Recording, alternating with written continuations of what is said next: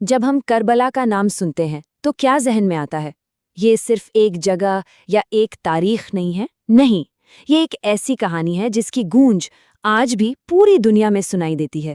یہ کہانی ہے اپنے اصولوں پر، اپنی بات پر اڑے رہنے کی، ایک ایسی کرانتی کی جس نے بڑے بڑے سلطنتوں کی بنیادیں تک ہلا دی۔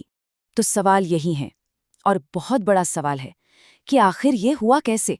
سوچئے، صرف 72 لوگ، ایک چھوٹا سا قافلہ جس میں عورتیں بھی تھیں، بچے بھی تھے، ان کی شہادت صدیوں بعد بھی ظلم کے خلاف کھڑے ہونے کی اتنی بڑی مثال کیسے بن گئی؟ چلیے اسی کو سمجھنے کی کوشش کرتے ہیں۔ اس پوری کہانی کی شروعات ہوتی ہے ایک مانگ سے، بس ایک مانگ۔ لیکن یہ کوئی معمولی مانگ نہیں تھی، یہ ایک ایسی مانگ تھی جو اس دور کی پوری سیاست کو ہمیشہ ہمیشہ کے لیے بدلنے والی تھی۔ اچھا، آگے بڑھنے سے پہلے ایک شبد کو سمجھنا بہت ضروری ہے، بیعت۔ اب یہ بیعت کیا چیز تھی؟ یہ صرف ایک شپتھ، ایک قسم نہیں تھی، نہیں، یہ اصل میں کسی کی حکومت کو لیجیٹیمیسی دینے، یعنی اسے جائز یا ناجائز ٹھہرانے کا ایک طریقہ تھا۔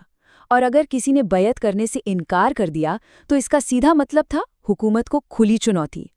تو ہوا یہ کہ معاویہ کے بعد اس کا بیٹا یزید تخت پر بیٹھ گیا۔ اب یزید کو لوگ جانتے تھے کہ وہ ایک ظالم ہے، اسلامی اصولوں سے اس کا کوئی لینا دینا نہیں، تو اسے پتا تھا اسے اپنی حکومت کو مضبوط کرنا ہے، اسے جائز ٹھہرانا ہے، اور اس کے لیے اسے صرف ایک چیز چاہیے تھی، پیغمبر اسلام کے نواسے امام حسین کی بیعت، کیونکہ وہ جانتا تھا کہ اگر امام حسین نے ہاتھ ملا لیا تو پھر کسی کی ہمت نہیں ہوگی سوال اٹھانے کی۔ لیکن امام حسین کا جواب بالکل صاف تھا، دو ٹوک۔ انہوں نے ایک ظالم حکمران کے آگے سر جھکانے سے صاف انکار کر دیا، اور بس یہی انکار، یہی ایک نہیں، اس سفر کی وجہ بنا جس کی منزل کربلا کی زمین تھی۔ تو اس نہیں کے بعد امام حسین نے مدینہ چھوڑ دیا۔ اپنے پریوار اور کچھ وفادار ساتھیوں کے ساتھ وہ ایک ایسے سفر پر نکل پڑے جسے تاریخ نے ہمیشہ کے لیے اپنے پنوں میں درج کر لیا۔ جب امام حسین مکہ پہنچے تو وہاں ایک عجیب چیز ہوئی۔ انہیں کوفہ شہر سے ایک نہیں، دو نہیں، ہزاروں خط ملنے لگے۔ وہاں کے لوگ لکھ رہے تھے کہ وہ یزید کے ظلم کے خلاف ہیں اور چاہتے ہیں کہ امام حسین آ کر ان کی رہنمائی کریں، ان کے لیڈر بنیں۔ اب ظاہر ہے اتنے سارے خطوں پر ایک دم سے یقین نہیں کیا جا سکتا تھا، تو حالات کا جائزہ لینے کے لیے امام حسین نے اپنے چچیرے بھائی مسلم بن عقیل کو کوفہ بھیجا۔ لیکن دوسری طرف یزید بھی چپ نہیں بیٹھا تھا۔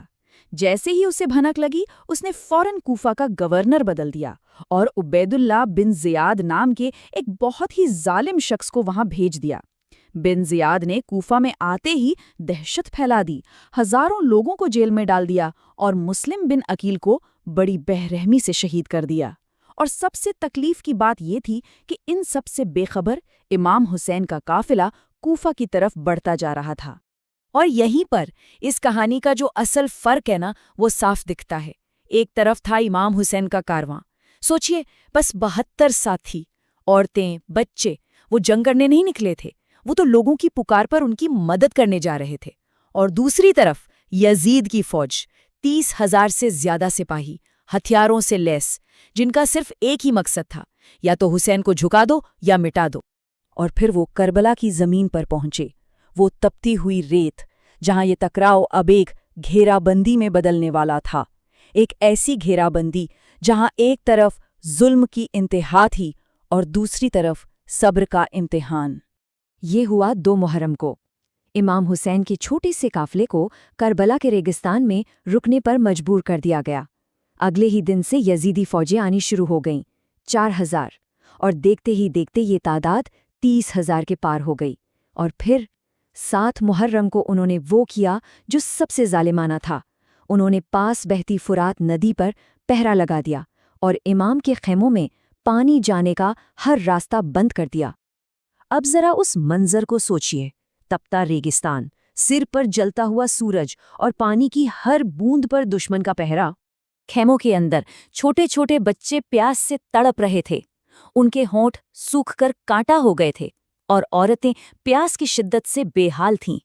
یہاں تک کہ امام حسین نے دشمن سے کہا کہ دشمنی مجھ سے ہے، ان معصوم بچوں کی کیا غلطی ہے، انہیں تو پانی دے دو، لیکن جواب ملا، ایک بوند بھی نہیں۔ اور پھر 3 دن کی پیاس کے بعد 10 محرم کا وہ دن آیا जिसे आशूरा का दिन कहते हैं। सब्र का इम्तिहान खत्म हुआ, अब वक्त था कुर्बानी का। जंग का आगाज हुआ। इमाम हुसैन ने आखिरी बार यजीदी फौज को समझाने की कोशिश की, उनके ज़मीर को जगाने की कोशिश की, लेकिन सब बेकार। फिर एक एक करके उनके साथी, उनके घर वाले बेमिसाल बहादुरी के साथ लड़े और शहीद होते गए। उनके भाई अब्बास ने बच्चों के लिए पानी लाने की कोशिश की, लेकिन उन्हें भी शहीद कर दिया गया।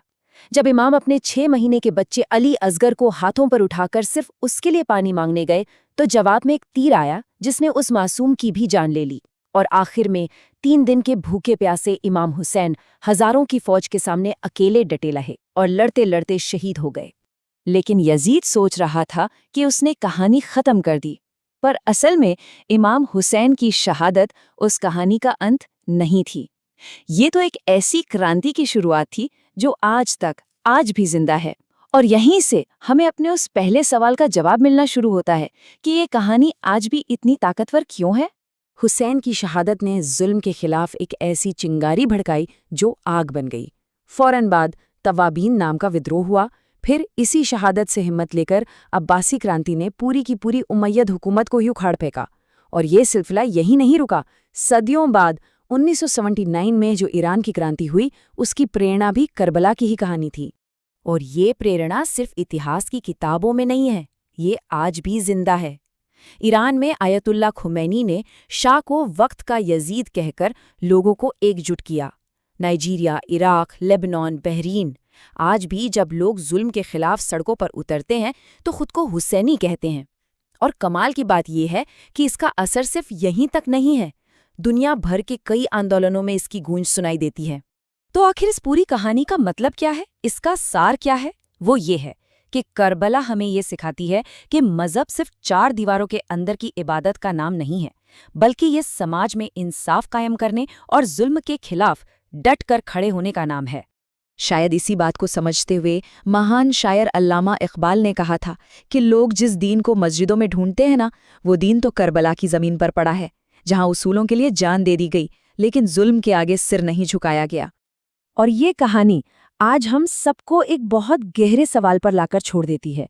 सवाल ये है कि उस ईमान में क्या फ़र्क है जिसे हम अकेले में अपने दिल में मानते हैं, और उस ईमान में जिसकी हिफाजत के लिए हम पूरी दुनिया के सामने खड़े हो जाते हैं। इस पर सोचिएगा ज़रूर।